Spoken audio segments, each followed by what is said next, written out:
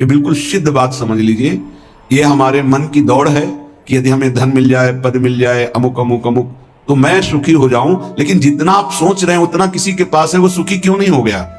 पद भी है, सम्मान भी है, रुपया भी है, परिवार भी है, सब है, लेकिन यहां देखा है पूरे जीवन में जब मिले हैं कानपुर महानगर, वहां एक से एक फैक्ट्रियां, एक से एक धनी मानी, कहीं किसी के हृदय में संतोष नहीं देखा, विश्राम नहीं देखा, शांति नहीं देखी, निष्कामता नहीं देखी, तो है क्या? कूड़ा करकट ही तो जमा है।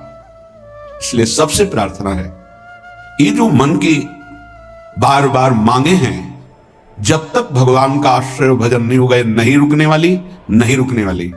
कल एक प्रश्न कर रहे थे, ओवर थिंकिंग कैसे हमारी रुके? रुपया से रुक जाएगी?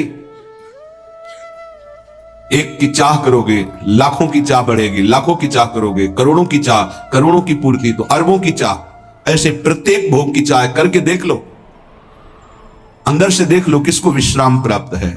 ये मन एक भूत जैसा है। किसी ने एक भूत को सिद्ध किया, भूत ने कहा हम तुम्हारा काम प्रत्येक करेंगे, पर हर समय मुझे काम में लगाना होगा, अमुक काम करो। वो बहुत तीव्रता से, शीघ्रता से वो कार्य कर देता है। और बताओ, वो तो परेशान हो गए। अगर काम नहीं बताओगे तो उठा के पटक देंगे तुम्हें। वो गुरुजी के पास गए और कहा प्रभु हमने तो सुख के लिए भूत को सिद्ध किया था, ये तो दुख का कारण बन गया। ये कहता है हर समय काम बताओ नहीं तो मार देंगे तुम्हें। उन्होंने कहा ऐसा करो, एक लकड़ी का खंबा गाड़ दो और उसे बोलो इसमें चढ़ते उतरते रहो, जब हमें काम होगा हम बोल देंगे तुम्हारे लिए यही काम है। समझ पाए? ये भूत मन है।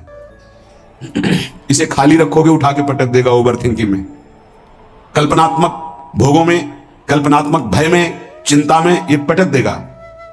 अगर इससे बचना है, इसकी पटकन से, जैसे गुरु ने बताया लकड़ी का खंबा गाड़ दो, ऐसे ही नाम का खंबा गाड़ दो, राधा, चल चढ़ उतर, राधा राधा राधा राधा, परम विश्राम मिल जाएगा, परम बलवान हो जाओगे, परम शांति मिल जाएगी। हमारी प्रार्थना मान लीजिए, ये बिल्कुल सत्य बात कह रहे हैं। जब तक आप नाम जप नहीं करेंगे तो आप अपने मन को विश्राम नहीं दे पाएंगे।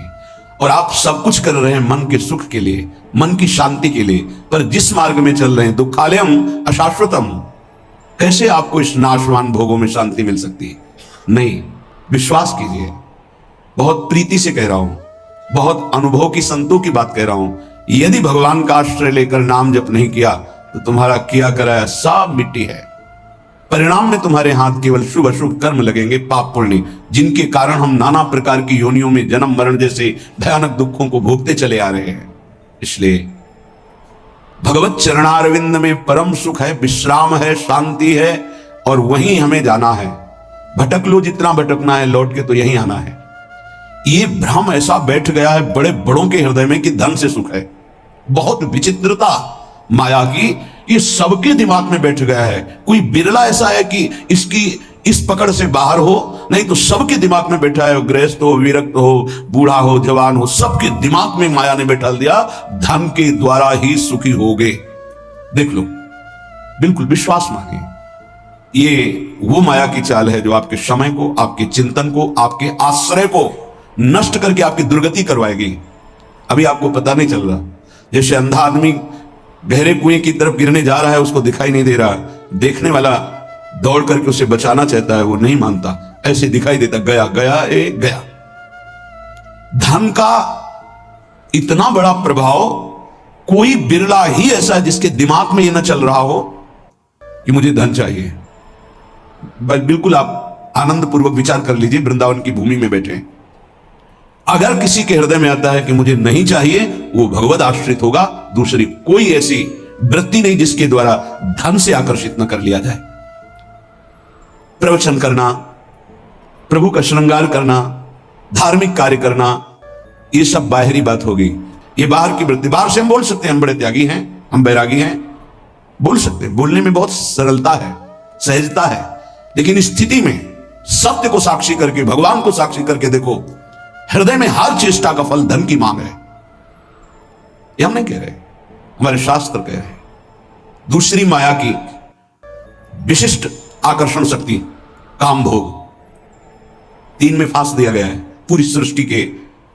कंचन जिसे धन कहते हैं, वित्त ऐषणा, धन कंचन वित्त ऐषणा, और पुत्र ऐषणा काम भोग, स्त्री शरीर का आकर्षण या विपरीत शरीर का आकर्षण काम भाव से। अंदर से विचार करके देख लो पूरी सृष्टि की बात, जो अंदर से निष्काम है वो केवल भगवान का आश्रय लिए होगा, वो भी केवल भगवान का आश्रय, वही बचेगा। अन्यथा बातें हम वैराग्य की करेंगे, संयम की, जितेंद्रियता की, और हमारे आचरण भ्रष्ट होंगे। लिख लो, दिमाग में लिख लो, ये प्रबल माया का आकर्षण काम, चाहे पशु पक्षी, चाहे किशोर अवस्था, यौवन अवस्था, वृद्ध अवस्था, कैसी भी अवस्था हो, ये बख्शता नहीं है। सबके दिमाग में एक बात चलती, कैसे संयोग सुख प्राप्त करें, अंदर से देख लो। तीसरा है कीर्ति, हमारा नाम हो जाए, हमारा सम्मान बढ़े, सबसे बड़े हम हो जाए, ये आखिरी मंजिल है। जो काम विजयी है और जो वित्तैषणा का त्यागी है, उसके भी हृदय में ये माया आखिरी फंदा फेंक देती है। जिन्होंने संपूर्ण सृष्टि को रचा, सबका भरण पोषण कर रहे हैं, उन विश्वात्मा भगवान का तो नाम जपने के लिए राजी नहीं है कोई, बिरला ही कोई जप रहा है। तुम्हारा नाम होगा, तुम्हारा नाम जपेंगे, तुम्हारी जीवनी पढ़ेंगे। ये माया है, 4 दिनों के बाद ऐसी धूल पड़ती है, कोई नहीं जानता किसी को। ये जो माया का आकर्षण है, ये 3 में रख दिया गया है, धन, काम भोग और मान सम्मान प्रतिष्ठा कीर्ति, लोक ऐषणा। ये लोक ऐषणा आखिरी में गिरा ही देती, वही बचता है। जे राखे रघुवीर ते उबरे त्यू कालम, जे राखे रघुवीर। भगवान जिसे बचा ले तो लोक ऐषणा से बच जाए, नहीं वित्त ऐषणा, पुत्र ऐषणा से बचा हुआ भी इस लोक ऐषणा में गिर जाता है।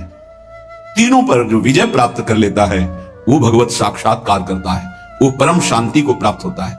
हृदय से महारानी जी का आश्रय मिलने का अवसर मिला है कि हर समय हम इस अभिमान में रहे कि हमारी श्यामा जो, वही सब भरण पोषण करने वाली, वही हमें प्रेम प्रदान करने वाली, वही हमारा परम मंगल करने वाली। कहीं ये आश्रय में कुछ ना प्रवेश कर जाए, अन्य आश्रय कहीं ना हो जाए, ये उपासक देखता रहे। जो अन्य आश्रयी है उनको इस बात पर चिंतन करना चाहिए, विचार करना चाहिए, ये अन्य आश्रय आपकी दुर्गति के सिवा और कुछ नहीं कर सकता। अगर दुर्गति को रोक सकता है तो भगवत आश्रय रोक सकता है। यदि तुमसे इतने महान पाप हो चुके हैं कि जिनकी तुम खुद स्मृति करके घृणा करते हो, कभी कभी ऐसे पाप हो जाते हैं कि अपना हृदय ही अपने को दंड देने के लिए कहता है कि बहुत नीच आचरण तेरे द्वारा हो गए। अगर ऐसा भी है और हमारे प्रभु की शरण में आ जाए तो बाहुओं में लेकर हृदय से लगाते हैं, ऐसा स्वभाव है। कोटि विप्र बदला गए जाहू, आए शरण तजौ नहीं ताहू। इसलिए सबसे प्रार्थना है, ये मन, ये बुद्धि, ये माया इन पर बैठ करके आश्रय का बदलाव कर देगी। यदि गुरु कृपा से, सत्संग की कृपा से, प्रियालाल की कृपा से आपका आश्रय बन रहा है प्रभु प्रियाजू, तो ये बहुत जन्मों की साधना सुकृत सब फलीभूत हो रहे हैं। इससे मत फिसल जाना। अगर आश्रय है तो आपका परम कल्याण निश्चित है। ये माया आश्रय बदलती है, इसका कार्य है आश्रय बदलना। ये अंदर की बात को समझिए। हम ब्रह्मचारी नहीं हैं, हम संयमी नहीं हैं, हम तपस्वी नहीं हैं, भजनानंदी नहीं हैं, चलेगा। पर हम प्रियाजू के हैं, प्रियाजू के सिवा हमारा कोई नहीं है, ये आपको भगवत प्राप्ति करा देगा।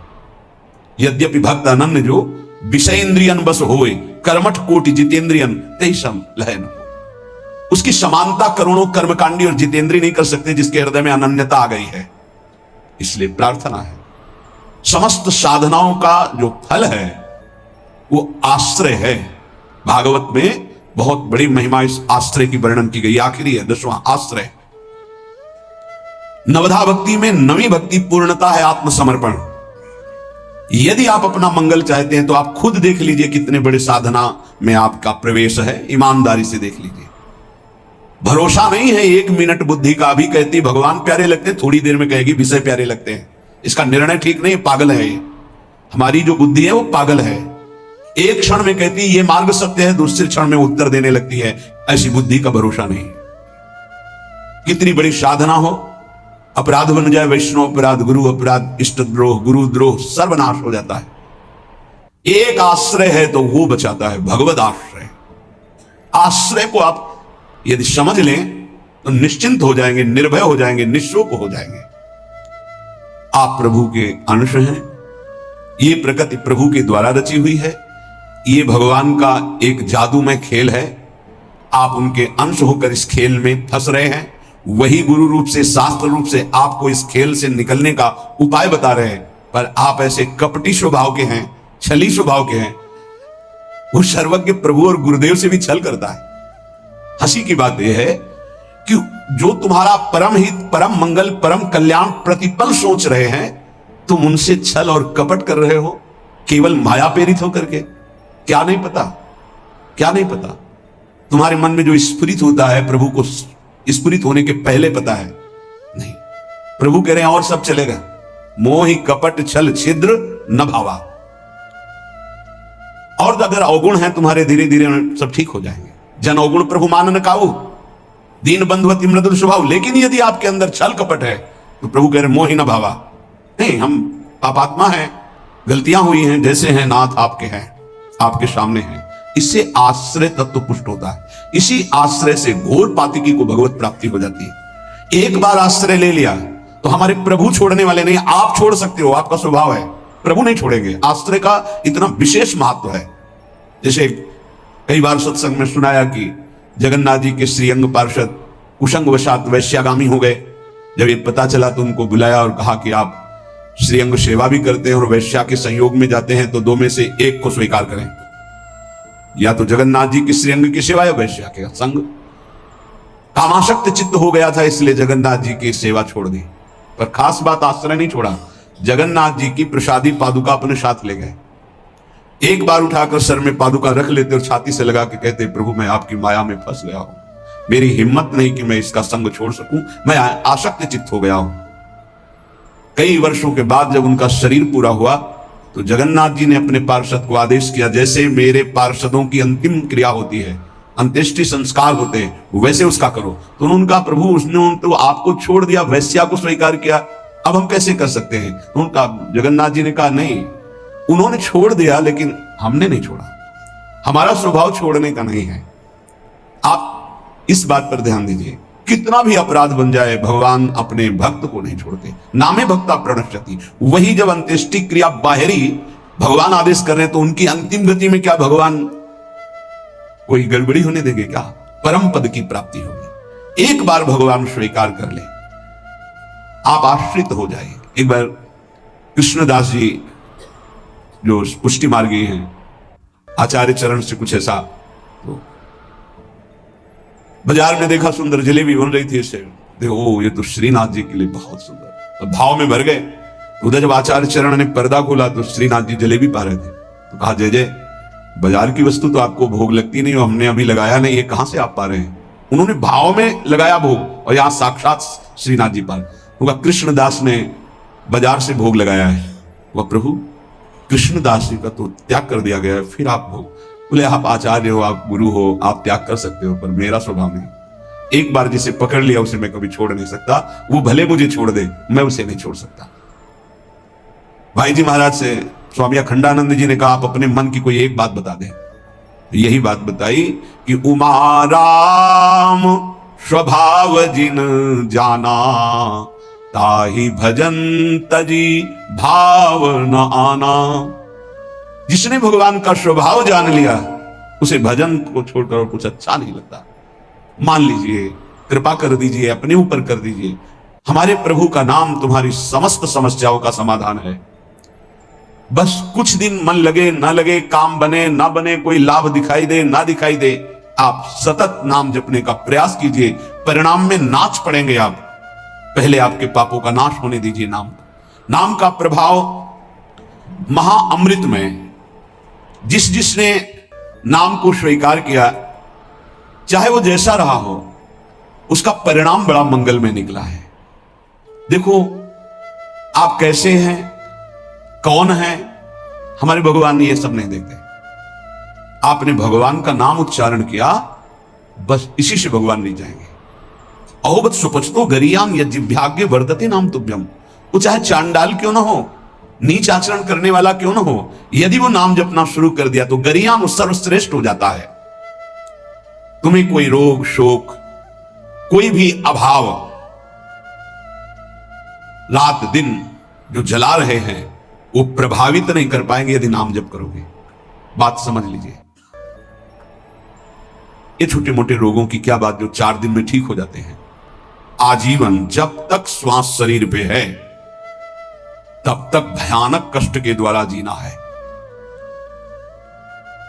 अगर नाम चल रहा है तो इसका कोई कुप्रभाव नहीं है। मन शांत है, प्रसन्न है, 100 में 1% भी इसकी कोई परवाह नहीं, कोई चिंता नहीं। जो शास्त्र में लिखा है वो जीवन के अनुभव में उतरना चाहिए।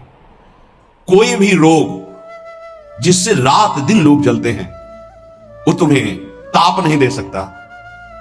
कष्ट आएगा लेकिन वो आपको परास्त नहीं कर पाएगा। इधर से कष्ट का प्रहार तो इधर आनंद की वो बाढ़ लगी हुई है कि इधर लहरें कष्ट की हो रही है, वो आनंद में डूबा हुआ है। ये किससे होता है? नाम जप से। प्रार्थना मान लीजिए, ये प्रवचन नहीं, ये जीवन है। अगर आप मान लेंगे तो निहाल हो जाएंगे, आप मस्त हो जाएंगे, आप इस दुखालय से पार हो जाएंगे। शोक, जिन वस्तुओं का हम सेवन करते हैं, जो प्रिय वस्तु होती है, प्रिय जन होते हैं, इनके वियोग में बहुत शोक होता है। सच्ची मानिए, यदि नाम जप कर रहे हैं आप और आपका नाम संग्रह हो चुका है, पाप नष्ट हो चुके हैं, तो आपको कभी किसी के भी वियोग में, चाहे वस्तु हो, पद हो, संपत्ति हो, संबंधी हो, आपके हृदय में ताप नहीं लग सकता। जासु नाम भव भेषज हरन घोर त्रैशूल, दैहिक दैविक भौतिक ताप ये नाम जापक के हृदय में नहीं लग सकते, मस्ती रहती है। नरसिंह मेहता जी के पुत्र जब पधारे तो करताल उठाकर नाच रहे गोविंद के सामने। बड़ा अच्छा किया, आप अपनी वस्तु स्वीकार कर लिए। धरोहर थी, आपने ले लिया, आपकी धरोहर आपने, मस्त होकर, कोई शोक नहीं। चाहे जितनी हानि हो जाए, उसको विश्वास है कि जिसने बिना किसी की सहायता के एक पलक झपकने में अनंत ब्रह्मांडों का सृजन कर दिया, वो भगवान जब चाहेंगे, अगर लौकिक सुख देना चाहेंगे तो बौछार हो जाएगी। इसलिए उसे शोक नहीं होता। अभाव, ये चाहिए, वो चाहिए, वो चाहिए। हमें प्रार्थना भी नहीं करनी भगवान से ये चाहिए। सच्ची मानिए, जैसे छोटे बच्चे का ध्यान माता स्वयं रखती है, क्योंकि वो मांग अपनी प्रस्तुत नहीं कर सकता। समय से कब उसे भोजन पवाना है, कब कौन सा वस्त्र धारण करवाना है, कब क्या उसकी सेवा करनी, ये स्वयं मां चिंतन करती है। ऐसे अनंत माताओं का वात्सल्य लिए हुए हमारे प्रभु अपने जनों का चिंतन करते हैं। योगक्षेमम वहाम्यहम शब्द पर ध्यान दीजिए। अपना कार्य है अनन्यश्चिन्तयन्तो माम, भगवान का कार्य है योगक्षेमम वहाम्यहम। हम नाम जप करते हुए अपने कर्तव्य का पालन कर रहे और श्री भगवान अपने कर्तव्य का। योगक्षेमम वहाम्यहम, जो अप्राप्त है उसे प्राप्त करा दूंगा, जो प्राप्त है उसकी रक्षा करूंगा, इसे कहते हैं योगक्षेमम। तू क्यों रो रहा है? अब मत रो, अब भगवान नाम जप कर, नाम रट। फिर देख, जन्म जन्म से ये घिघियाते रोते चले आ, ये दे दो, ये दे दो, ये दे दो, फिर मरे, फिर वहीं से शुरू, ये दे दो, ये दे दो। कब तक ये भिखमंगापना हमारे मन में बैठा रहेगा? अरे मंगवे भलो न बाप सो, जो प्रभु राखे टेक। अविनाशी का बच्चा घिघियाता घूम रहा है विषयों में, समझ में नहीं है ना। समझ में प्रभु की समझ नहीं है, इसीलिए ये दुर्दशा होती चली जा रही। एक जन्म से असंख्यों जन्म हो गए ये मांगते मांगते। ये मंगतापना कब मिटेगा? ये अभाव कब मिटेगा? जब भाव का पता चल जाएगा। आप बहुत बड़े के हैं, आप स्वयं परमानंदमय हैं।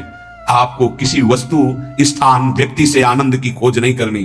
बस बाहर भटक रहे हो, इसलिए तुम्हारा जो भाव है वो अंतर्हित हो चुका है। अंतर में आओ तो न सोचति न कांक्षति समः सर्वेषु भूतेषु मद भक्तिम लभते पराम। न कोई शोक, न कोई चिंता, एक परमानंद की अनुभूति। ना मानो तो भोग लो, जलो। ये माया दुर्दशा कर देगी। ना मानो, जलते रहो।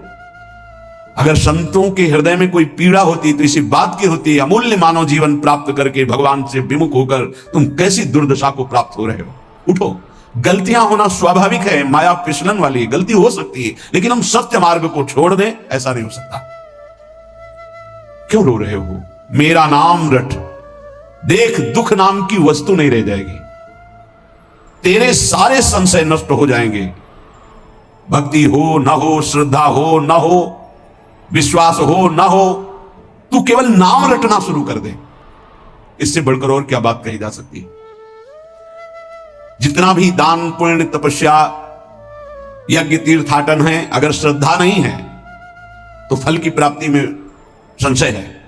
मंत्र जप रहे हैं, श्रद्धा विश्वास नहीं तो फल की प्राप्ति में संशय है। लेकिन नाम जप कर रहे हैं, बिल्कुल आपकी श्रद्धा नहीं है, तो भी भाव कुभाव अनख आलसहु नाम जपत मंगल दिशि दशहु। तन्नास्ति कर्मजम लोके वाग्जम मानसमेव वा यन्न छपयते पापम कलौ गोविंद कीर्तनम। यदि आपसे शारीरिक पाप बन गए हैं, मानसिक पाप बन गए हैं, वाणी के द्वारा अपराध बन गया है, चिंता मत करो। आप कोशिश करो कि पाप ना बने और गोविंद गोविंद हरि हरि कृष्ण कृष्ण राधा राधा राधा ऐसा नाम उच्चारण करो। नाम उच्चारण से सारे पाप नष्ट हो जाएंगे। तन्नास्ति कर्मजम लोके वाग्जम मानस में उच्च, मानसिक वाणी के द्वारा शरीर के द्वारा जो अपराध बन गए, भगवान नाम कीर्तन से, भगवान नाम जप से सब नष्ट हो जाते हैं। बस ये है कि नाम का सहारा लेकर पाप मत करना। अब तक जो हुए सो हुए, चूक हो जाएगी तो नाम भस्म कर देगा उस पाप को। जानबूझ करके संकल्प करके हर्षित होकर पाप करेंगे कि शाम के नाम जप कर लेंगे, दिन भर पाप करते हैं, तो फिर वो नामापराध लागू हो जाएगा और वो प्रभाव नाम का नहीं पड़ेगा और आपको उसका दंड मिलेगा। उठते बैठते, खाते पीते, सोते, सुख में दुख में, श्रद्धा से अश्रद्धा से, भक्ति से अभक्ति से, एकांत में कोलाहल में, जैसी भी परिस्थिति है उसमें तुम नाम जप करो। कुछ उपासक हैं वो परिस्थिति की मांग करते हैं भजन के लिए, चाहे वो गृहस्थ में हो या विरक्त में।